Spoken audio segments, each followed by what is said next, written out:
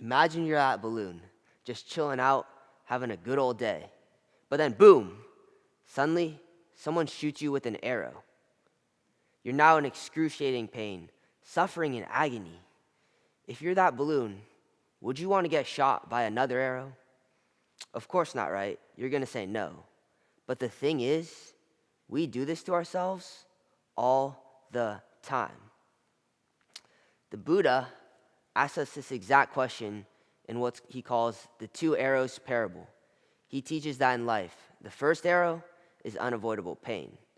It's things like missing a green light, stubbing your toe, failing a test, or even more serious things like illness, loss, or death. We can't control the first arrow, but the second arrow, that's optional. The second arrow is how we react to the pain, through resistance, anger, comparison, or self-blame. We take the original pain and pile suffering on top of it.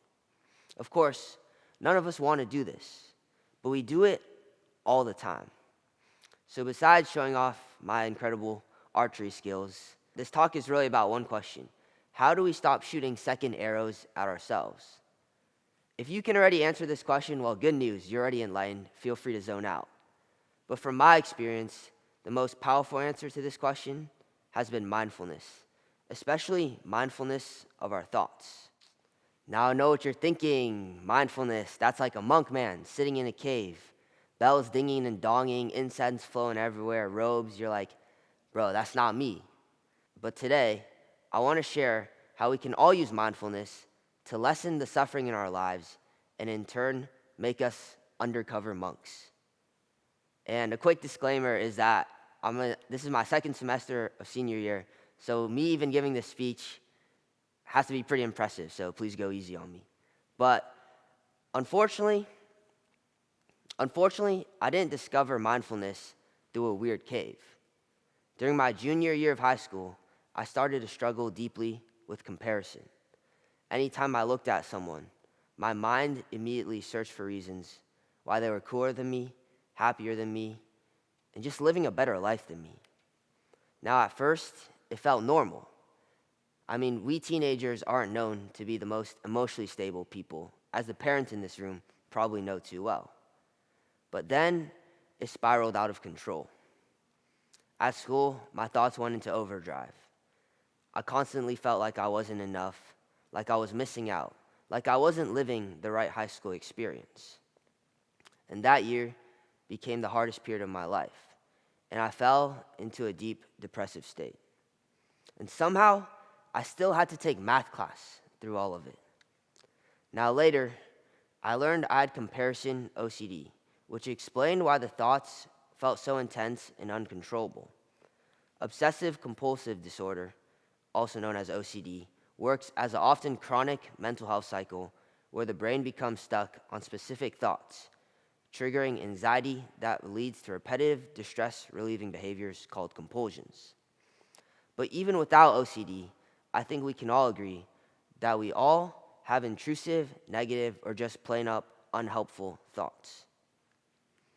So I tried solutions. Ice cream, binge watching Key and Peele, listening to Blonde by Frank Ocean over and over, more ice cream. All great ideas, but none of them really worked. Now, around that time, I was learning about Buddhism in my world religions class, and the teachings really resonated with me. After a quick Google search of Buddhism near me, I found this place called Insight Meditation Center, and that's where I really learned about mindfulness. So how does mindfulness actually help? Here's what my thought spiral would look like. I would see someone walking down the street.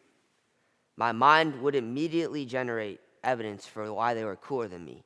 Maybe it was their clothes, their friends, or their confidence. Now that was the first arrow, the intrusive thought that was out of my control. But then came the second arrow. I added on suffering by saying, I'm not enough. My life sucks. I'll never be happy. I also blame myself for having these negative thoughts. Repeat, repeat, repeat. I was basically shooting infinite arrows at myself, like Hawkeye, Katniss Everdeen, and Cupid were just teaming up for a group project on me. But that's where my first realization came in. And I found this analogy on Reddit that honestly kind of changed everything. And it said, a thought is like a fart. Yeah, stay with me, because try this. Close your eyes and try to clear your mind completely for 5 seconds.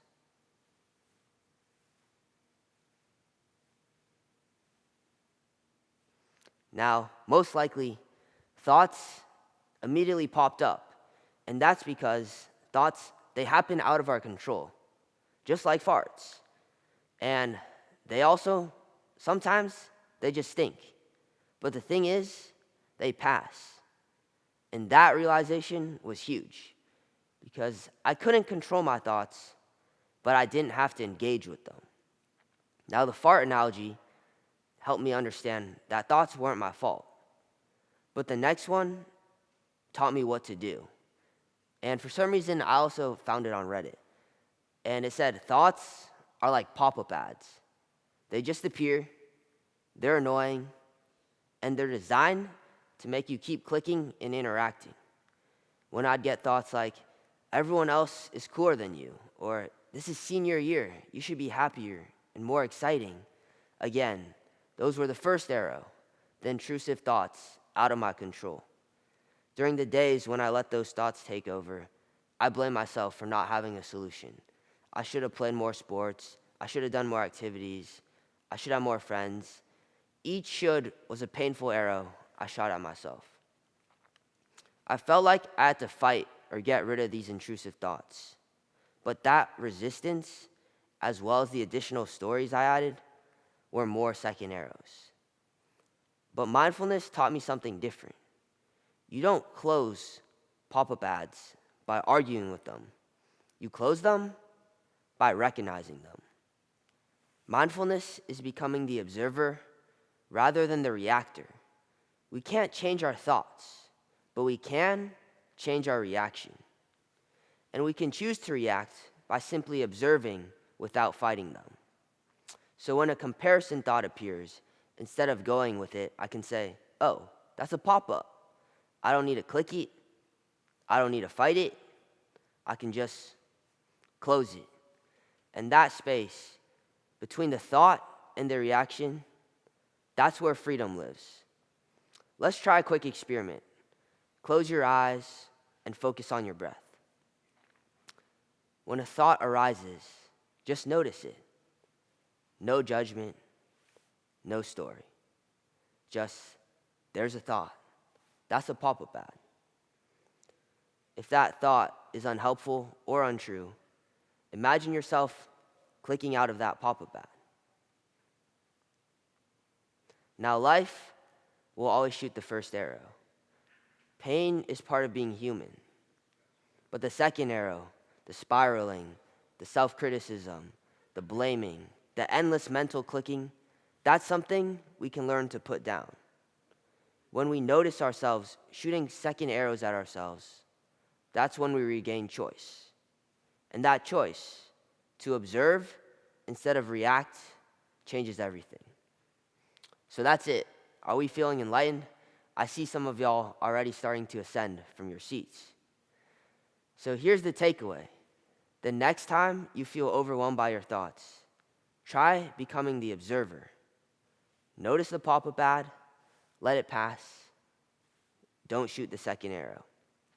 You can ask yourself, is this thought helpful and is this thought true? If it fails either question, then envision yourself clicking out of that pop-up ad. Because you are not your thoughts. You are the one who notices them. And when we stop shooting the second arrow, we don't eliminate pain, but we dramatically reduce the suffering. Through continual practice, I've been able to shoot less and less second arrows and lessen my self-induced suffering. But honestly, even as a self-proclaimed undercover monk, I still struggle with this. Some days, even today, the thoughts are loud, the pop-ups won't close, and I find myself shooting that second arrow. But that's just being human. The goal isn't to be perfect. It's just to notice when we're aiming at ourselves. And with a little practice, even just a few minutes a day, you start to realize, oh, I'm doing it again. I'm clicking the ad. I'm reaching for that second arrow. And in that moment of noticing, you regain your power. You remember that you have a choice. You can choose to stop the spiral. So the next time life shoots an arrow at you, use mindfulness to do this.